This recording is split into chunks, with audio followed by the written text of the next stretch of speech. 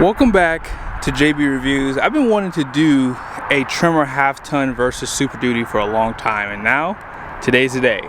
Special shout out to Larry H. Miller, Super Ford here in Salt Lake City. Both of these trucks are available. I'm not sure when I'm going to be posting these videos, so today they're available. They may not be when I post a video. Now, everyone has their reason for buying a half-ton truck. Most people who buy these trucks don't really tow much, and they might use the bed maybe a couple times a year. The same thing can be said for Super Duty 3/4 ton trucks. Now, one thing I like about the Super Duty is the overall stance. When you get the Tremor package, you do get these larger 35-inch tires, and the front diffuser becomes a little bit smaller compared to the other Super Duties. And it just has a really aggressive stance. Now, I'm not a huge fan of the wheels, but overall, this truck is fire. As far as the F150 goes, the Tremor package is very unique. Like, it has a lot of this burnt orange around it, like the tow hooks and the accents on the grills and on the side here. 33-inch tires. It's 1 inch wider compared to the regular F150s. And I call it the grown-up off-roader because it's not in your face, it's just subtle. And probably one of the biggest skid plates in the game. But which truck is a better buy for you? Well, let's talk about the powertrains with the F150. When you consider they did bring back the 5-liter V8 for 2023, you would think that almost every truck would be optioned with that engine, but that's just not the case. I've yet to see a Tremor with that 5-liter. Now, that engine has, you ready for this? 400 horsepower and 410 pound-feet of torque. Now, the engine that you see here is the twin-turbo V6. This is the most popular option because it has insane performance. 400 horsepower, 500 pound-feet of torque. And they both come with the 10-speed transmission. Now, if you get the Tremor, you're going to get the 373 locker out back. There is a torsion option available with this truck as well. Now, there's also 2 engine options available for the Super Duty, one of which is a diesel. You cannot get a diesel with the F150. The 7.3 liter does come standard with this truck. It's going to have 430 horsepower compared to that 400 on that twin turbo V6, but 485 pound-feet of torque. Naturally aspirated, port injection. It's a really good engine. They did do some updates to it for 2023 as well, but if you get a Tremor, you cannot get the standard output power stroke. You only can get the high output, and that's not a bad thing because that high output power stroke has a lot of cooling characteristics, specifically to the turbo. 500 horsepower, 1200 pound-feet of torque, 10-speed transmission for both engine options, and if you get the diesel, 355. If you get the gasser, 430 out back. And yes, it's a locker. Now, most people who buy these trucks don't really take them off-road. They just like the appearance of how they look. So I am going to be doing a drive to see which truck can get better fuel economy, has better acceleration. I mean, let's just face it, it's going to be pretty close. So be sure to stay tuned for that video. I'm going to be filming it next after this one. Now, as I said earlier, the Ford F250 Super Duty looks mean. 35-inch tires. These are the Goodyear Wrangler Duratracs. And then here's the size, LT 285/75 for those who like to see that. They did raise the front end of this truck a little bit. It does have a tuned off-road suspension. On this side, 33-inch tires. These are going to be General Grabber tires. Very good tires on the highway from what I found in the past. And they're going to give you a little bit of lift because of the extra tire height. But when it comes down to overall size, let's see the difference between these two trucks. You ready? Let's start with the length. Now, I do have the trucks pretty much lined up the best I can do. As far as the length goes for the F150, you're looking at 19.3 feet. Kind of see right there. As far as the F250 goes, you're looking at 20.8 feet. So that's basically 1.5 feet difference. So that's not a huge difference in my opinion. 1.5 feet, come on, it's not a lot. What about the width? The width might be the deciding factor for some people too, because again, if you want to park in your garage, that might be the deciding factor. So as far as the width goes, the F-150 is 8 feet wide compared to 8 feet 8 inches for the Super Duty. Again, that's only 0.8 inches in width difference. But here's where the Super Duty takes the big win. So as far as the wheelbase goes, the wheelbase on the Super Duty is 159.7 compared to 145.6. That's 14.1 inches longer of a wheelbase compared to the F-150. And as far as ground clearance goes, 9.4 for the F-150, 9.2 for the Super Duty. So not a big difference there. And let's go ahead and talk about the bed sizes. Part of the reason why you would buy a off-roader is to get a shorter wheelbase. And when you think about that, you can only get the 5.5 foot bed on the F-150 Tremor. The same goes for the Super Duty as well, because again, you need the shorter wheelbase if you're going off-road, right? So you can only get the 6.75 inch bed on this truck.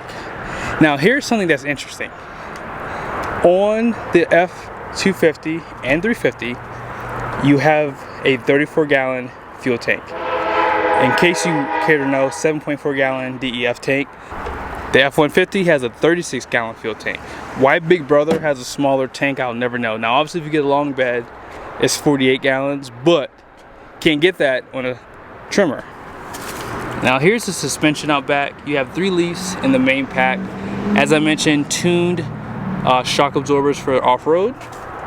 On the Super Duty side of the house, you have 4 leaves in the main pack. Hopefully you guys can see that. And 1 overload leaf spring. So if you're thinking about doing any type of towing, 100% this is your truck. I don't believe you can get a 5th wheel prep package on that Tremor F-150. However, as you can see, this truck already has one. Out back, this truck does have a Class 5 receiving hitch, and it's pretty robust too. They did restyle it for 2023, and so this is going to have a 2.5 inch opening, 7 and 4 pin. This F-150 has a Class 4, and you can see the hardware is just a little bit less robust compared to that Super Duty. Oh yeah, 7 and 4 pin on the F-150 as well. By the way too, I do like the fact that the F-150 has full LED taillights compared to the Ford F250, although this is a Lariat. The Platinum may have full LED. But let's go ahead and finish off on the interior. I do like how Ford went about it with the F-150. You do have like this perforated leather with that yellow accent inside of the perforated leather. Shows Tremor on the back seat. Tilt headrest. This one does have the sunroof, panoramic. And I will say, this truck is really comfortable for tall people. The seat goes back pretty good. You have a power steering column with power pedals down below. B&O sound system. This one does have the high clearance steps, by the way, too. And when you go ahead and start it up, push button start. You have a screen for your gauge cluster and a 12-inch display with 360 camera view as well. Dual climate control, ventilated seats, wireless charger, USBs. Here's some of your drive modes here. Let's go ahead and go through them. So normal, slippery, deep snow and sand, mud ruts, and rock crawl. And rock crawl gets added to that when you get the Tremor. Tow haul mode right there. You have an eco mode and a sport mode as well. As I mentioned earlier, this does have a locker, and here's some of your trail controls that you have too. You have trail 1 pedal drive, and this does have a function where it will lock up the inner wheel. So if you're turning to the right, it'll lock up the wheel on this side to give you better turn on the trail. I think it's trail turn assist is what they call it. This truck does have a trail brake, and let's go ahead and check out the F250. Now surprisingly, they do go about the interior differently for both trucks.